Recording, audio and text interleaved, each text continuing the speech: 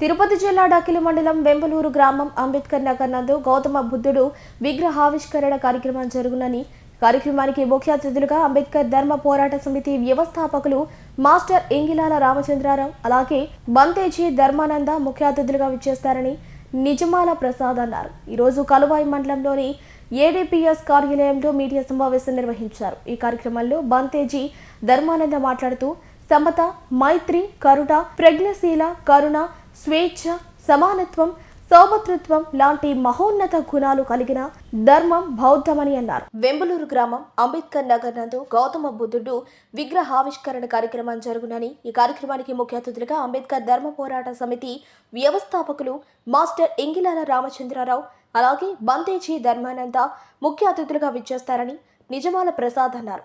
ఈరోజు కలువాయి మండలంలోని ఏడీపీఎస్ కార్యాలయంలో మీడియా సమావేశం నిర్వహించారు.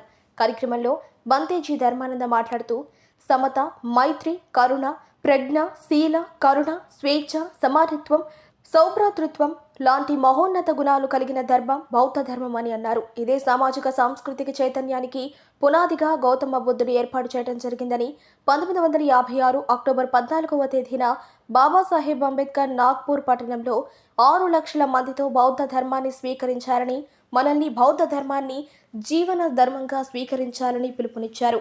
కావున వెంబలూరు అంబేద్కర్ నగర్ నందు గౌతమ బుద్ధుడు విగ్రహావిష్కరణను జయప్రదం చేయాలని పిలుపునిచ్చారు. ఈ కార్యక్రమంలో బంతేజీ ధర్మానంద, ఏడీపీఎస్ రాష్ట్ర కార్యవర్గ సభ్యులు చిట్టేటి రమణయ్య, నిజమాల ప్రసాద్ తదితరులు పాల్గొన్నారు. గత 20 సంవత్సరాల పైగా అంబేద్కర్ ధర్మ పోరాట సమితి అనేటువంటి సంస్థ, దాని ఫౌండర్ అయినటువంటి శ్రీ ఇంగిలాల రామచంద్రరావు గారి నాయకత్వంలో అంబేద్కర్ ఐడియాలజీ, గౌతమ బుద్ధుని ఐడియాలజీ మీద విస్తృతంగా దేశవ్యాప్తంగా, ప్రపంచవ్యాప్తంగా ప్రచారం చేస్తూ వస్తున్నారు. మరి రాబోయే అక్టోబర్ 14న దాన్ని అంబేద్కర్ గారు నాగపూర్లో దీక్షాభూమి దగ్గర 6 లక్షల మంది అనుయాయులతోటి బౌద్ధ ధర్మాన్ని స్వీకరించడం జరిగింది.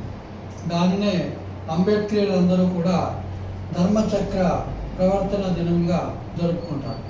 మరి ఆ సందర్భంలో ఇక్కడ తిరుపతి జిల్లా అయినటువంటి డక్కిలి మండలంలో వెంబలూరు అనే గ్రామంలో అంబేద్కర్ నగర్ నందు 6 అడుగుల గౌతమ బుద్ధుని విగ్రహాన్ని ఆవిష్కరించుకోవడం జరగబోతుంది. ఎందుకంటే ఇవాళ ప్రపంచానికి బౌద్ధమే సరైనది. బౌద్ధం అనేటువంటిది మానసిక విమోచన సిద్ధాంతం, సామాజిక చైతన్యం కలిగించేది, స్పృహతో ఉన్నటువంటి కోరుకున్నాడు. మరి డాక్టర్ బిఆర్ అంబేద్కర్ గారు నాగపూర్లో నేను బౌద్ధ ధర్మాన్ని స్వీకరిస్తున్నాను, దానికి కారణం అని చెప్తూ ఆయన బౌద్ధంలో స్వేచ్ఛ, సమానత్వం, సౌభ్రాతృత్వం, అలాగే బౌద్ధంలో మాత్రమే ప్రజ్ఞకి, కరుణకి, సమతకి, మైత్రికి ఇక్కడ అవకాశాలు ఉన్నాయి. అంటే బౌద్ధంలో మనిషిని మనిషిగా గుర్తించడం, అలాగే అసమానతను దూరంగా చేయడం, మానవులందరూ సమానమే అని, ఆ బౌద్ధం అనేది సమాజ స్థాపనకి అది కంకణం కట్టుకున్నాం. కాబట్టి దాన్ని ఆయన అంబేద్కర్ గారు ఈ దళిత బడుగు బలహీన వర్గాలు, పీడిత వర్గానికి బౌద్ధమే శరణ్యమని, ఇది మానసిక విమోచనానికి అందించేటువంటి తత్వశాస్త్రం అని ఆయన నమ్మి ఆచరించి ఆయన తన అనుమానటువంటి నిమ్న వర్గాలందరూ కూడా బౌద్ధాన్ని తీసుకోమని, తద్వారా విమోచనం పొందాలనేసినటువంటి ఆశయంతో మరి ఈరోజు ఈ సమావేశం ఏర్పాటు చేయడం జరిగింది. ఈ నెల 14వ తేదీన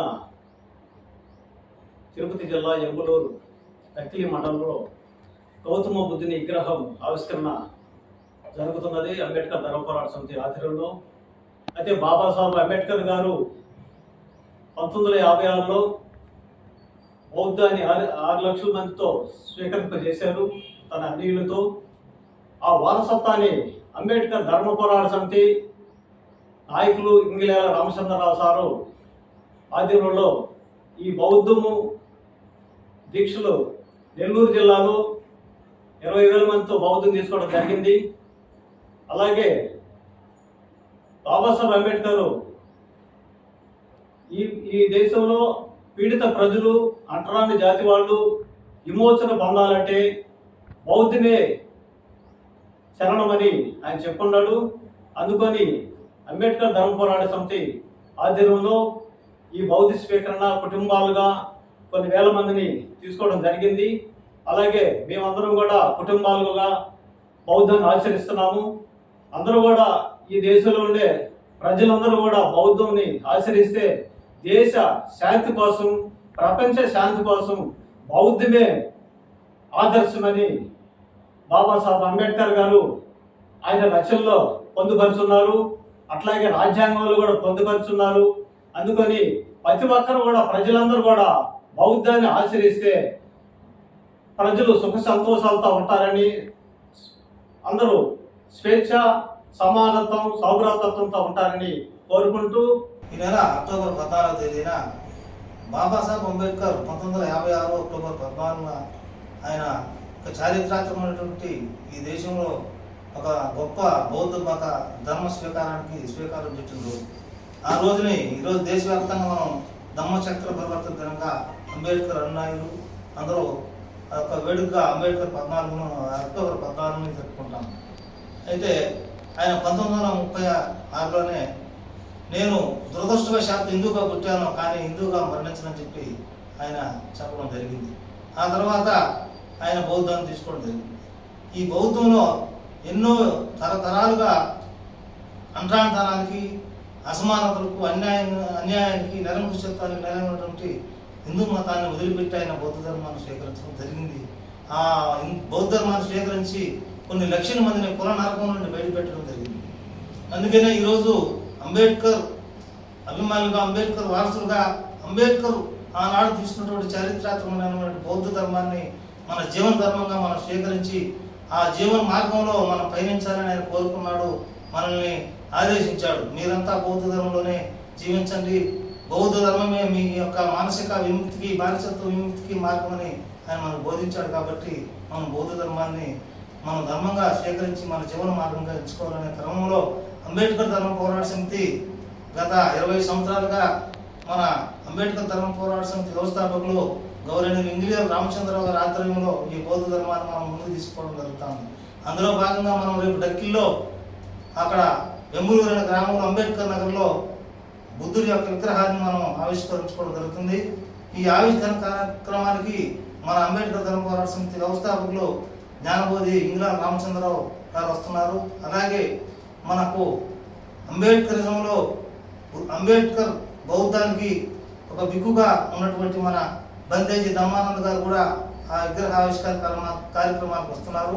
కాబట్టి అంబేద్కరిస్టులు, బౌద్ధ అభిమానులు, ప్రతి ఒక్క దళిత భోజనుడు ఈ కార్యక్రమాన్ని ఇచ్చేసి ఈ కార్యక్రమాన్ని జయప్రదం చేయాలని ఈ సందర్భంగా పిలుపునిస్తాము.